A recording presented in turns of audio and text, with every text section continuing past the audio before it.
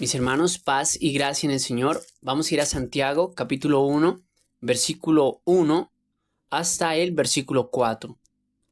Dice el texto: Santiago, siervo de Dios y del Señor Jesucristo, a las 12 tribus que están en la dispersión, salud. Hermanos míos, tened por sumo gozo cuando os halléis en diversas pruebas, sabiendo que la prueba de vuestra fe produce paciencia. Mas tenga la paciencia su obra completa, para que seáis perfectos y cabales, sin que os falte cosa alguna. Mis hermanos, el tema del texto es que debemos gozarnos en las pruebas, porque éstas desarrollan en nosotros la paciencia de nuestra fe. Repito el tema del texto: debemos gozarnos en las pruebas, porque éstas desarrollan en nosotros la paciencia de nuestra fe. Y trataremos este texto en 3 puntos. Como primer punto miraremos la actitud correcta en medio de la prueba. Tened por sumo gozo cuando os halléis en diversas pruebas, extraído del versículo 2. Y como segundo punto miraremos la motivación de gozarnos en las pruebas, sabiendo que la prueba de vuestra fe produce paciencia, extraída del versículo 3. Y como tercer punto, el propósito de tener paciencia en medio de las pruebas, para que seáis perfectos y cabales, versículo 4. Por tanto, he titulado esta enseñanza Sumo gozo en las pruebas. Vamos a orar. Señor, te doy gracias por este tiempo. Te doy gracias por tu palabra. Permítenos, Señor, aprender de este mensaje, aprender de tu escritura, y que este mensaje, esta palabra, sea de gran provecho para nuestras almas. En el nombre de Cristo Jesús hemos orado. Gracias, Señor. Amén.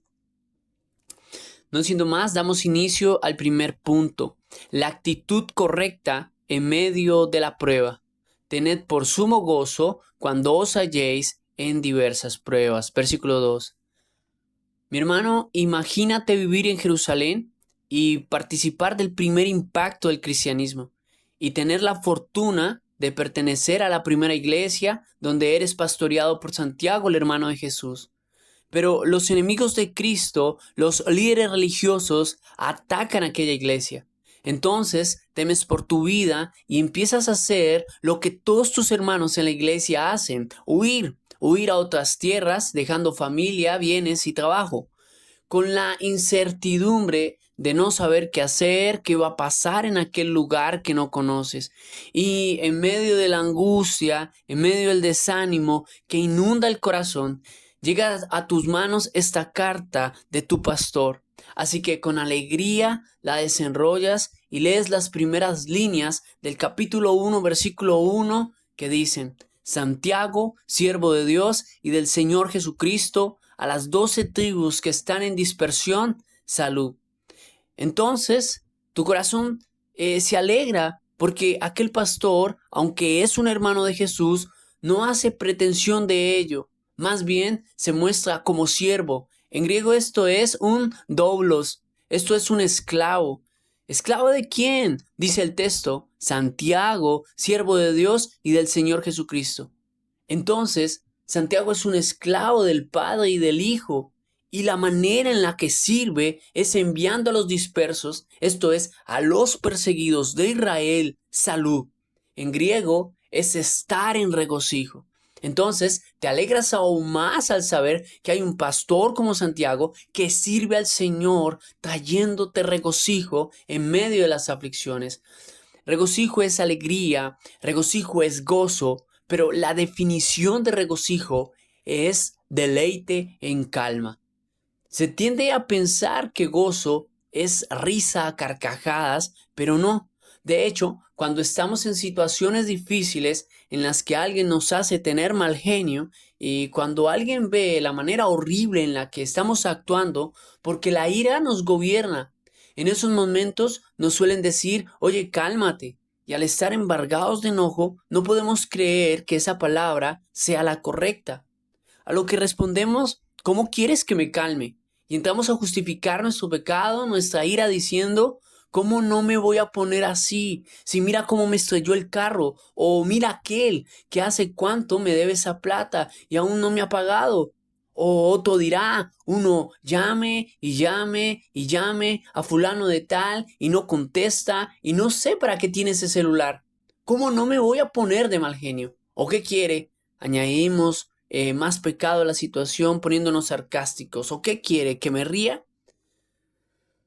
Se entiende que hay ciertas pruebas, hay ciertas circunstancias que son injustas, que nos molestan. Es verdad que aquellos no son momentos para reír a carcajadas, pero sí son momentos en los cuales el Señor quiere que nosotros tengamos deleite en calma.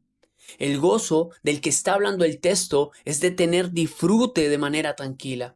Por ejemplo, en medio de la tranquilidad, tomarte una taza de café te genera un sabor y suave aroma de disfrute y de alegría. Aquello también es una expresión de gozo, de deleite, de calma. Pero tendemos a disfrutar de las cosas cuando todo está tranquilo, cuando no hay problemas. Por ejemplo, el comer nos da disfrute, pero cuando algunos atraviesan ciertas dificultades, prefieren decir, no quiero comer, o les sirven el alimento y dicen, ahorita no tengo ganas, porque se considera que el disfrutar, el estar tranquilo, es cuando la marea baja, cuando las dificultades se solucionan.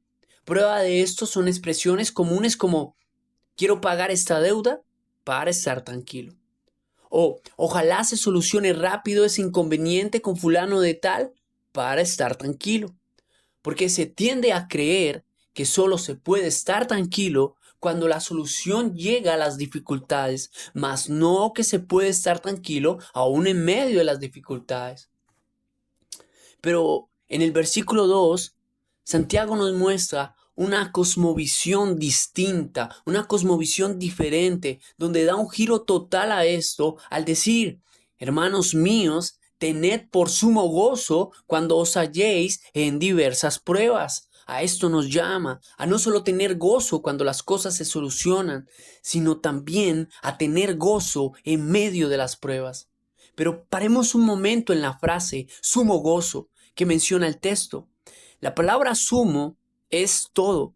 En algunas traducciones bíblicas es grande y la palabra gozo, como lo hemos mencionado, es deleite en calma. Por lo tal, sumo gozo es que tengas todo el deleite o el gran deleite en calma en medio de las pruebas. Bueno, mi hermano, continúa imaginando entonces que eres ese disperso, ese perseguido, que recibió esta carta y leyéndola hasta aquí, enrollas la carta, la pones debajo de tu sobaco y la sostienes mientras cruzas los brazos y te dices a ti mismo, vaya, qué locura, ¿cómo pretende él que tenga deleite en calma con tantas pruebas? Más bien si me dijera que las situaciones por las que estoy pasando mejorarán pronto. Bueno, eso sí me traería tranquilidad, diría alguno. Bueno, mis hermanos, es cierto que hay pruebas que no duran mucho. Unas duran más que otras duran menos. Es verdad que no hay dificultad que dure para siempre, pero siempre habrán dificultades. El problema es cuando se cree que la dificultad es solo cuando hay una gran deuda, cuando se atraviesa por alguna enfermedad terminal, cuando no hay trabajo o cuando llega el divorcio. Santiago, mis hermanos, no solo se fija en la prueba de la persecución, por lo cual le están pasando sus hermanos, que eso sí es una prueba. Él también habla de la prueba cuando somos tentados a ser imprudentes con nuestros labios. También hace mención de situaciones en las que podemos ser probados a quejarnos, de otras en las que podemos ser probados a irarnos, otras de ser probados a caer en tentación y de otras más. Lo que Santiago nos quiere mostrar es que siempre estamos en pruebas, sean grandes o sean pequeñas. Por eso Él no dice, tened por sumo gozo cuando te halléis en una prueba. No, el término que Él usa es diversas pruebas, diferentes pruebas, varias pruebas. Día a día estamos en pruebas. Está en prueba aquel anciano que ve que su vigor poco a poco se debilita y quiere aferrarse a alguno de sus hijos o hermanos como el bastón de su fuerza, hacer de ellos su abrigo para la soledad. Pero lo cierto es que lo ayudarán, le visitarán, le llamarán, pero no estarán siempre ahí. Entonces entra la prueba de luchar con el temor de que pueda verse abandonado. Está en prueba aquella mujer que espera que su esposo cambie, porque hay ciertas cosas que le irritan. Una prueba en la que ella trata de no ponerse de mal humor y tener paciencia. Que en vez de tener calma, lo que empieza es a guardar en su corazón rabia, molestia. Que mientras lava los platos, en su mente se dice, ya estoy cansada de esto, ya se lo he dicho 1000 veces, la vez pasada fue lo mismo, que sin ella darse cuenta está restregando las ollas con demasiada fuerza a punto de con enojo estrellarlas al platero. Está en prueba el niño que trata de levantarse temprano apenas suena el despertador o al llamado de sus padres que le dicen repetidas veces, hijo, levántate. Está en prueba aquel que le cuesta sobrellevar a un compañero de trabajo porque éste es chismoso, habla mal de él, busca que le despidan y está en prueba de tratar de no entrar en conflicto o en discusión con aquel compañero. Pero la actitud que se tiende hacia la prueba es que mientras esta dura, se actúa con ansiedad, preocupación, mal genio, depresión, tristeza, esperando únicamente que la situación mejore. Pero mientras la situación no mejora, entonces se manifiesta enojo, ira, rabia, en fin.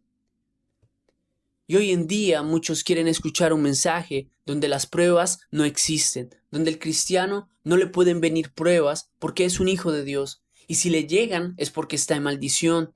Se habla de un mensaje en el que con una oración declaras que todo se soluciona, que todo se va, porque estamos enseñados a tener la actitud de huir de las pruebas, huir de los problemas, querer esquivarlos.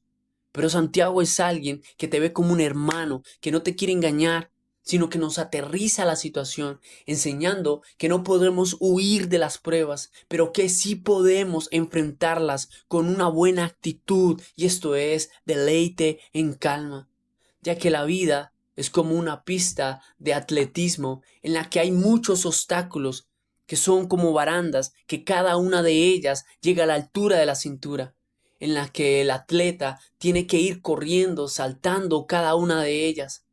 Puede pasar que aquel deportista, cuando salta uno de esos obstáculos, el salto no es lo suficiente, que se viene abajo con todo y obstáculo, pero al levantar su mirada, mientras se pone en pie, nota muchos más obstáculos. Esto quiere decir que la carrera no ha terminado, porque le esperan muchos más.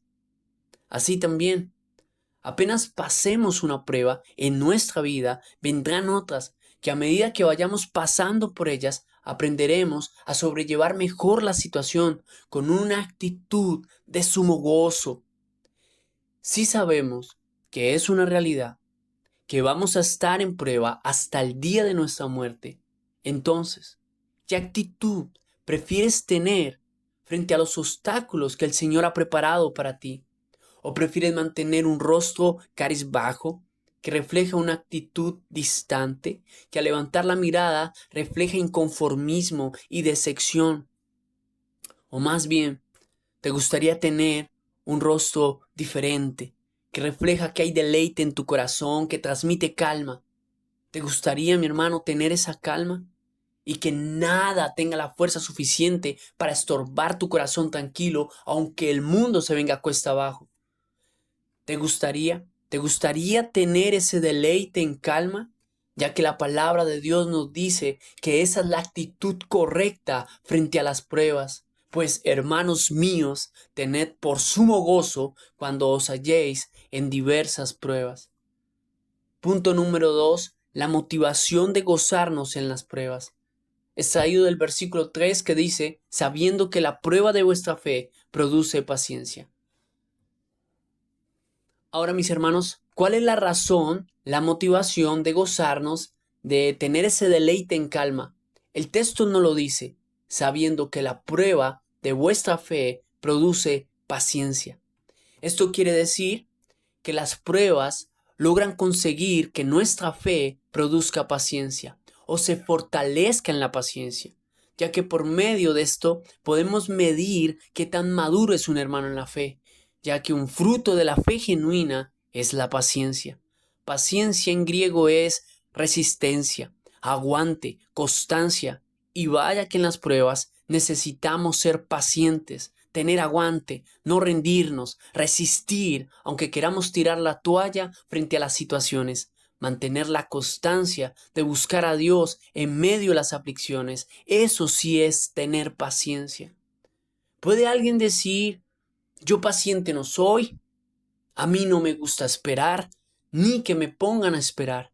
Y yo digo a ese hermano que es cierto, nos cuesta esperar. De hecho, queremos respuestas inmediatas, soluciones inmediatas. Te puedo entender, pero tú y yo sabemos que no se trata de lo que tú y yo queremos, se trata de lo que Dios quiere y es que seamos pacientes. Y aunque es la palabra que menos queremos escuchar en nuestra cotidianidad, suele estar presente. Por ejemplo, cuando la esposa se demora en arreglarse y el hombre ya está afuera esperando, suele decir al hijo, dígale a su mamá que se mueva o me va a poner a esperar. Cuando estás en el hospital y estás esperando y esperando una respuesta de los médicos, para cuando por fin el doctor aparece y se te acerca y tú con la expectativa dices, cuénteme doctor, a lo que te responde, hay que esperar. Cuando llamas al banco para consultar alguna información, lo que sueles escuchar es, por favor, espere en línea. Cuando pides un producto por internet y solo te dan un promedio de tiempo en el que puede llegar, más no una fecha exacta, solo te queda decir, hay que esperar. Aunque no te des cuenta, pruebas grandes, pruebas pequeñas, están ahí para que nuestra fe madure en ser pacientes. La paciencia es fundamental para cada prueba de vida, pues por medio de la paciencia se puede medir la madurez de un creyente. Por ello, Santiago en el versículo 3 dice, sabiendo que la prueba de vuestra fe produce paciencia. Noten que Santiago dice que esto no debe ser algo nuevo para el creyente. De hecho, las pruebas que son para ejercitar nuestra paciencia es algo que el creyente ya debe saber.